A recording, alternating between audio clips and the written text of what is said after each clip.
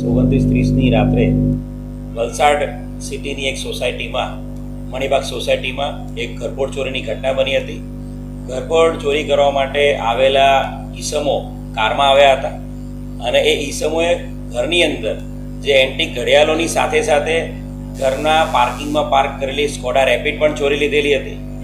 બનાવની ગંભીરતાને ધ્યાને રાખીને વલસાડ સિટી પોલીસ સ્ટેશનના PI DD Parmar, PSI Danish Patel અને તમામ ટીમો આની અંદર કામે લાગેલી હતી.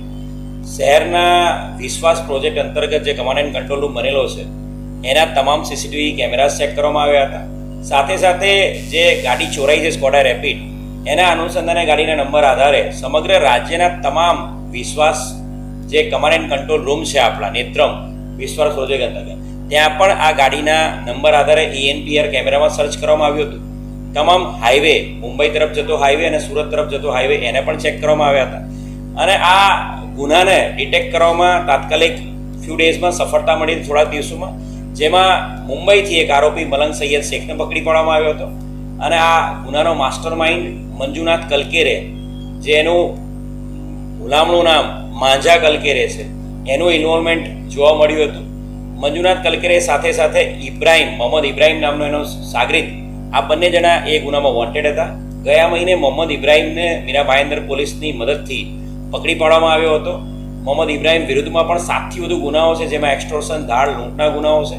અને જ્યારે એને પકડાયો ત્યારે પણ મીરા ભાયંદર વિસ્તારમાં કોઈ બારના ઓનર પાસેથી એક્સટોર્શનની હકીકત અમને મળેલી હતી, જે હકીકત બાબતે પણ મીરા ભાયંદર પોલીસ કમિશનરેટને જાણ કરવામાં આવી છે. અને આ ગુનાનો જે ત્રીજો માસ્ટર માઇન્ડ, જે મેઇન વ્યક્તિ જે છે મંજુનાથ કલકેરે, એના બાબતે દિલ્હી, ઉત્તર પ્રદેશ, કર્ણાટકા, ગુજરાત, મહારાષ્ટ્ર તમામ જગ્યાએ વલસાડ સિટી પોલીસની ટીમો કામે લાગેલી હતી.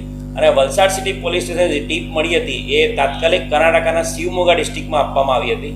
અને એના આધારે શિવમોગાની પોલીસે, કર્ણાટકની પોલીસે એક ઓપરેશન કરીને મંજુનાથ કલકેરેને પકડી પાડ્યો હતો. મંજુનાથ કલકેરે જે તે સમયે પોલીસ ઉપર ફાયરિંગ પણ કર્યું હતું, અને જેમાં કર્ણાટકના શિવમોગા પોલીસના સબ ઇન્સ્પેક્ટરને ગોળી પણ વાગેલી હતી. સામે જે મંજુનાથ કલકેરે છે એને પણ પગમાં ગોળી વાગેલી હતી. એ જે આરોપી છે, જે પકડાયેલો આરોપી મંજુનાથ કલકેરે, એ શિવમોગાના 70થી વધુ ગુનાઓનો આરોપી છે. એક મોટો હિસ્ટ્રી શીટર કર્ણાટકના શિવમોગા ડિસ્ટ્રિક્ટનો છે. 70થી વધુ ઘરફોડ ચોરીઓ અને લૂંટનો આરોપી છે. અને એ આરોપી વિરુદ્ધમાં અટેમ્પ્ટ ટુ મર્ડર અને આર્મ્સ એક્ટનો ગુનો પણ ત્યાં દાખલ કરવામાં આવ્યો છે પીએસઆઈ પર, એને જ્યારે ગોળી મારી અનુસંધાને.